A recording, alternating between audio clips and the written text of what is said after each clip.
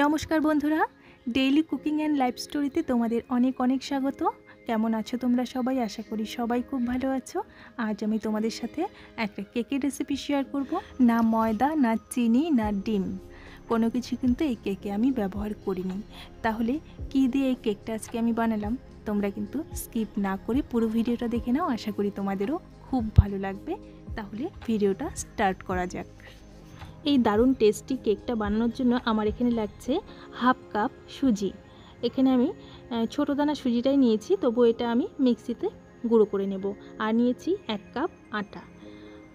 তো সুজিটা প্রথমে আমি মিক্সিতে ভালো মতো গুঁড়ো করে নিলাম। এবার একটা ছাঁকনির মধ্যে নিয়ে এইভাবে চেলে নেব।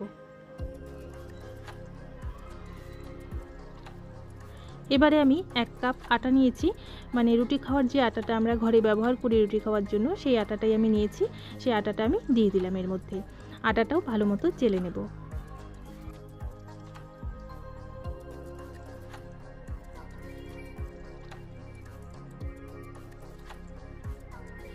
এবারে আমি দিয়ে দেব 2 চামচ কোকো পাউডার। এটা তোমরা স্কিপ করতে পারো, তো চকলেট একটা ফ্লেভার আসার জন্য আমি এই কোকো পাউডারটা দিলাম। তোমরা 2 চামচের বদলে একটু বেশিও দিতে পারো বা স্কিপ করতে পারো এই কোকো পাউডারটা। তো সমস্তটা এখন আমি ভালো মতো চামচের সাহায্যে মিশিয়ে নেব। গুঁড়ো করা সুজি, আটা আর কোকো পাউডার ভালো মতো চামচ দিয়ে মিশিয়ে নেব।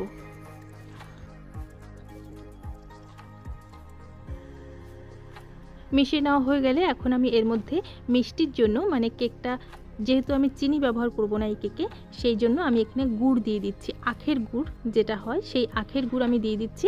এই গুড়টা মানে দলা গুড় ছিল, সেটাকে আমি গ্রেটারের সাহায্যে গ্রেট করে নিয়ে প্রায় হাফ কাপের একটু বেশি গুড় এখানে দিয়ে দিলাম। মিষ্টিটা তোমরা তোমাদের স্বাদ মতো দিও, কমও দিতে পারো, আবার 1 কাপ পরিমাণেও দিতে পারো। আর দিয়ে দেবো আমি দুধটা এখানে আমার এখানে প্রায় 1.5 কাপের মতো দুধ লেগেছিলো। প্রথমে আমি 1 কাপ দুধ দিয়ে দিলাম। এই কেকের মধ্যে যেহেতু সুজিও দেওয়া আছে, সেই জন্য আমি এখানে একটু পাতলা করে ব্যাটারটা বানাবো। তো আবারও একটু দুধ দিয়ে দিচ্ছি। আমার এখানে 1.5 কাপের মতো দুধ লেগেছিলো। অল্প অল্প করে দেব আর এইভাবে নাড়তে থাকবো। ব্যাটারটা একটু পাতলা করে বানাবো। বানিয়ে আমি আধা ঘন্টা রেস্টে রেখে দেবো।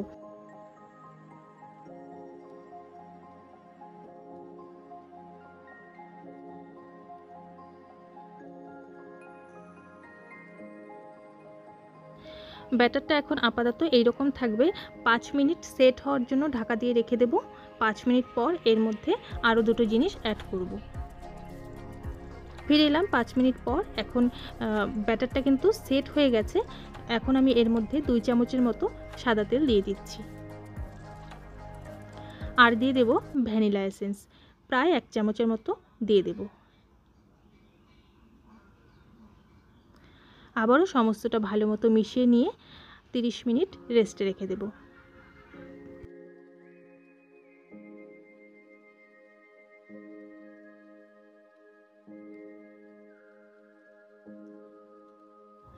এখন আমি 30 মিনিট রেস্টে রেখে দেব। সুজিটাও ফুলে যাবে আর ব্যাটারটার ঘনত্বটা তোমরা দেখে বুঝতেই পারছো। এইভাবে আমি ঢাকা দিয়ে রেখে দেব 30 মিনিট।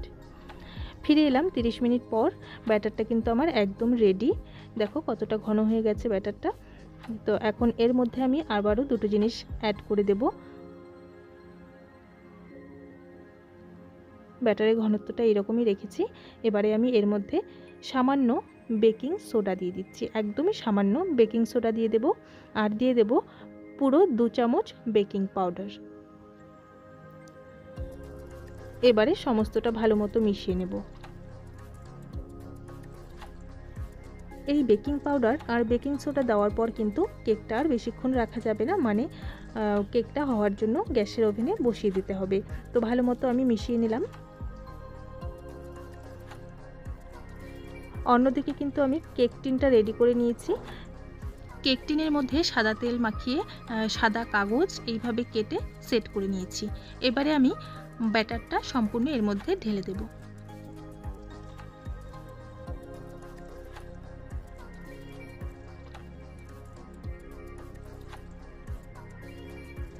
কেক টিনটা একটু ট্যাপ করে নিচ্ছি, ভেতরে এয়ার থাকলে সেটা বেরিয়ে যাওয়ার জন্য।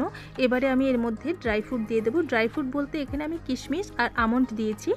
তো এখন সম্পূর্ণটা দেব না, কারণ যখন কেকটা বেক হয়ে ফুলে উঠবে তখন এগুলো কিন্তু ভেতরে চলে যাবে। সেই জন্য সম্পূর্ণ ড্রাই ফ্রুট মানে যেগুলো আমি কেটে নিয়েছি কেকে দেওয়ার জন্য, সেগুলো এখন আমি সম্পূর্ণ দেব না। এই আমন্ড টুকরো করে নিয়েছিলাম, সেটা আমি সম্পূর্ণ দেব না, অর্ধেক রেখে দেবো কেকটা অর্ধেক বেক হয়ে যাওয়া পর্যন্ত। এদিকে কিন্তু আমি একটা সসপ্যান বসিয়ে দিয়েছি, আর সসপ্যানের মধ্যে দিয়ে দিয়েছি একটা স্ট্যান্ড। এবারে কেকটা এর মধ্যে ভালো মতো আস্তে করে বসিয়ে দিলাম। এবারে ঢাকা দিয়ে রেখে দেবো প্রায় 20 মিনিট।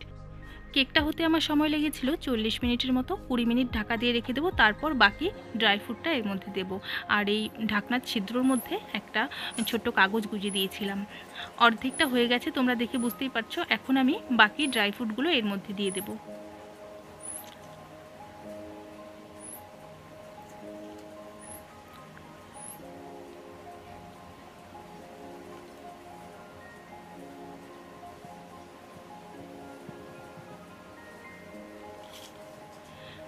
আবারও ঢাকা দিয়ে রেখে দেবো 20 মিনিটের মতো।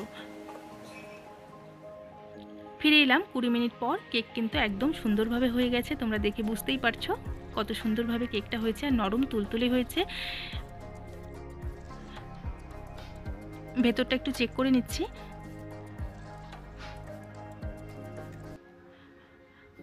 ভেতরটা কিন্তু সুন্দরভাবে হয়ে গেছে। এখন ঢাকা দিয়ে রেখে দেব যতক্ষণ না কেকটা ঠান্ডা হচ্ছে। কেকটা ঠান্ডা হয়ে গেছে, এখন আমি নামিয়ে নিয়েছি। এবারে কেক টিন থেকে বের করে নেব কেকটা।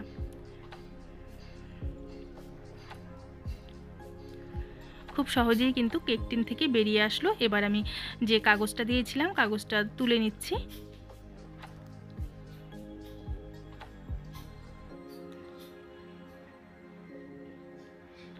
কোনো মাইক্রো ওভেন বা প্রেশার কুকার বা কোনো রকম কড়াই কিন্তু আমি করি না, সসপ্যানের মধ্যে এই কেকটা আজকে আমি করেছি। আর কতটা সুন্দর হয়েছে, না চিনি না ময়দা না ডিম কোনো কিছু কিন্তু এই কেকে আমি ব্যবহার করিনি। তো তোমরা দেখে বুঝতেই পারছো। আর তোমরা কিন্তু এই কেকটাকে নিরামিষ কেকও বলতে পারো। গুড় দিয়ে যে এত সুন্দর কেক হয় তোমরা না করলে বিশ্বাসই করতে পারবে না। আর আটা দিয়ে কিন্তু করেছি কেকটা, তোমরা তো দেখলেই। তো আজকের আমার এই রেসিপিটা ভালো লাগলে তোমরা লাইক শেয়ার কমেন্ট করে দিও। আর কেটেও তোমাদের একটু দেখিয়ে দিচ্ছি ভেতরটা কত সুন্দরভাবে হয়েছে। ভীষণই টেস্টি হয়েছিল। ডিম ছাড়া ময়দা ছাড়া চিনি ছাড়াও যে এত সুন্দর কেক হয় তোমরা একবার অবশ্যই বাড়িতে বানিয়ে দেখো, খুবই ভালো লাগবে আশা করি। আজকের আমার এই কেক রেসিপিটা ভালো লাগলে লাইক শেয়ার কমেন্ট করে দিও। আর আমার বন্ধুরা এইভাবে আমার পাশে থাকার জন্য অসংখ্য ধন্যবাদ। আর নতুন যারা আমার ভিডিও দেখছো, আরও নতুন নতুন ভিডিও পাওয়ার জন্য আমার চ্যানেলটিকে সাবস্ক্রাইব করে পাশে থেকে যেও। তাহলে আজকে এই পর্যন্তই, আবারও ফিরে আসবো অন্য কোনো দিন অন্য কোনো রেসিপির সাথে। ধন্যবাদ।